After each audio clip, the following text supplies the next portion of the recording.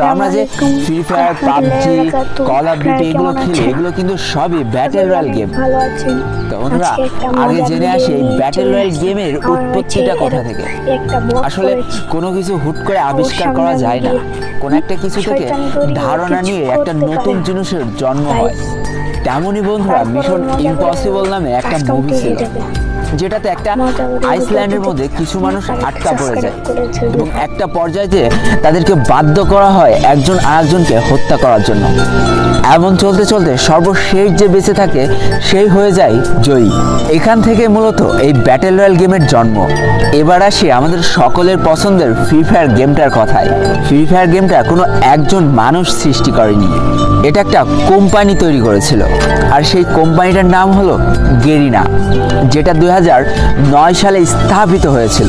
তো এই কোম্পানির মালিক ছিল ফরেস্ট লি, এবং যেটা সিঙ্গাপুর থেকে পরিচালনা করা হচ্ছিল। 2017 সাল পর্যন্ত বেশ কয়েকটা পপুলার গেম কিন্তু তারা মার্কেটে নিয়ে আসে, কিন্তু ওইভাবে কোনো গেমই মানুষের মন জয় করতে পারে না। কিন্তু বন্ধুরা, প্রত্যেকটা জিনিসের লাইফে একটা টার্নিং পয়েন্ট থাকে। এই ফ্রি ফায়ার গেমটা ছিল গেরিনা কোম্পানির লাইফের একটা টার্নিং পয়েন্ট। এবার চলো জেনে নিই এই ফ্রি ফায়ার গেমটা কিভাবে আবিষ্কার হলো। 2017 সাল পর্যন্ত ব্যাটেল রয়্যাল গেম বলতে আমরা পাবজিকে বুঝতাম, যেটা শুধুমাত্র কম্পিউটারে খেলা যেত এবং এক্স বক্সের মাধ্যমে খেলা যেত, অর্থাৎ গেমিং যে সামগ্রীগুলো আছে তার মাধ্যমে খেলা যেত। এবং বন্ধুরা, গেমারদের মধ্যে একটা চরম উন্মাদনা সৃষ্টি হয়ে গেল এই পাবজি গেমটাকে ঘিরে, যেটা শুধুমাত্র কম্পিউটার এবং এক্স বক্সের মাধ্যমে খেলা যেত। তো দেখো বন্ধুরা, আমরা আমাদের জীবনটা প্রতিনিয়ত আপগ্রেড করে থাকি। একটা সময় আমরা গেমিং বলতে খালি বুঝতাম কম্পিউটার এবং বিভিন্ন ভিডিও গেম সামগ্রী, কিন্তু যুগের সাথে তাল মিলিয়ে এই গেমারদের জীবনে আরও একটা নতুন সূচনা শুরু হলো, সেটা হচ্ছে মোবাইল গেমিং। আস্তে আস্তে মোবাইল গেমিংয়ের জনপ্রিয়তা পেতে শুরু করে। ঠিক এমন একটা পর্যায়ে এসে গেরিনা কোম্পানির মালিক ফরেস্ট লি, যে কিনা সিঙ্গাপুর থেকে বিলং করে, সে ভাবে যে কেমন হয় যদি মোবাইলে একটা ব্যাটেল রয়্যাল গেম চালু করা যায়। যেই কথা সেই কাজ। 2017 সাল থেকে শুরু হয় আমাদের এই ভালোবাসার গেমটা তৈরি করার কাজ। একটু একটু করে তৈরি করা হয় ফ্রি ফায়ার গেমটাকে। তো বন্ধুরা, তারা এমনভাবে গেমটা তৈরি করতে চেয়েছিল যেন প্রায় সব ফোনে এই গেমটা সাপোর্ট করে। তাই তো ভালো ফোন, খারাপ ফোন, সব ফোনে যাতে এই গেমটা খেলা যায় সেই চিন্তাকে মাথায় রেখে এই গেমটা তৈরি করার কাজ শুরু করে ফেলে।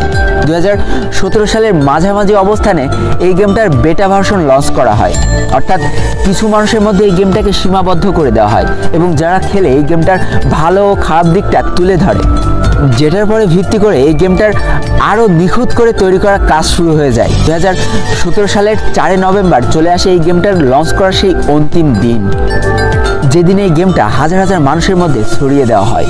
এবং এই গেমটার জনপ্রিয়তা পাওয়ার অন্যতম সেরা কারণ হলো এই গেমটা মাত্র 512 র্যামেও সাপোর্ট। কারণ বন্ধুরা, তখন আমার নিজেরই 512 র্যামের একটা ফোন ছিল, আর এটাই ছিল ফোনের প্রথম ব্যাটেল রয়্যাল গেম। তাই বন্ধুরা, যতটা না পাবজি নিয়ে মানুষের মধ্যে উন্মাদনার সৃষ্টি হয়, তার কয়েক গুণ বেশি উন্মাদনার সৃষ্টি হয়েছিল এই ফ্রি ফায়ার গেমটা নিয়ে। 2017 সালের লাস্ট ওই কয়েকটা দিনে 22টা দেশের মধ্যে টপ গেম ছিল এই ফ্রি ফায়ার গেমটা। এবং বন্ধুরা, এই গেমটার জনপ্রিয়তা এতটাই বেশি হয়ে গিয়েছিল যে সেটা দেখে 2018 সালের ফেব্রুয়ারি মাসে পাবজি তাদের মোবাইল ভার্সন লঞ্চ করে ফেলে। কিন্তু ততদিনে হয়তো অনেকখানি লেট হয়ে গিয়েছে, কারণ সেই অল্প সময়ের মধ্যে কোটি কোটি মানুষের মন কিন্তু এই গেমটা জয় করে নিতে সক্ষম হয়েছিল। তাই তো প্লে স্টোরে যে ফ্রি ফায়ার সার্চ করলে দেখা যায় 500 মিলিয়ন মানুষ এই গেমটা অলরেডি ডাউনলোড করে ফেলেছে। এবার বন্ধুরা, আর একটা কথা বলি যেটা শুনলে তোমার গর্ব হবে। 2019 সালে প্লে স্টোরের সবচেয়ে ডাউনলোডেড গেম ছিল ফ্রি ফায়ার গেমটা, এবং যেটার জন্য এই ফ্রি ফায়ার গেমটা অ্যাওয়ার্ডও পায়। আর বন্ধুরা, বর্তমানে এই গেমটার জনপ্রিয়তা যে কতটা বেশি তা হয়তো আমার আর বলে দেওয়া লাগবে না। আবারও বলি, এই গেমটা এত নাম করা কিছু কারণ। এটাই ছিল মোবাইলের প্রথম ব্যাটেল রয়্যাল গেম। এটা সেই গেমই ছিল যেটা কিনা মাত্র 512 র্যামেও খেলা যেত।